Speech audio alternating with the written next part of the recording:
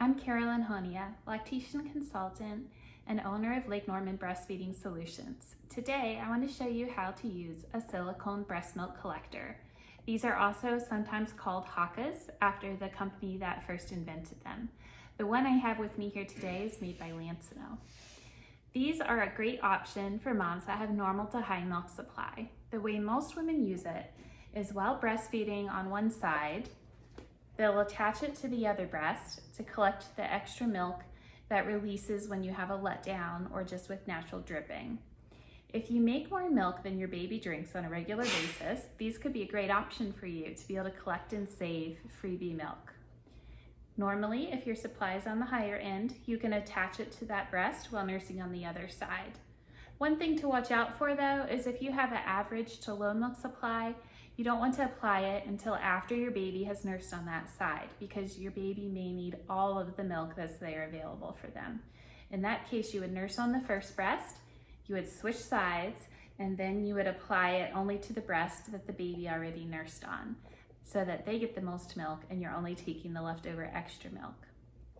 These can be a great option as well for women that have a very small baby, for example, a baby that was in the 5 to 7 pound range at birth, and your milk comes in at a much higher rate than what the baby can drink. You could use one of these silicone pumps a couple of feeds a day to help keep your milk supply high while baby is still growing into it, since that can take a couple of weeks. So I want to show you now how to put one on. There's a couple of ways of applying it, but generally speaking, you're gonna flip it like this, center it on your nipple, and then as you unflip it, it suctions the breast inside of it. And so it is applying vacuum. In other words, it's not just passively collecting milk, it's actively pulling out the milk.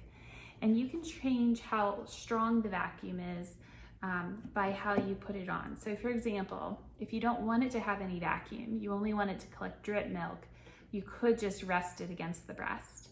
Or you can invert it like I showed you.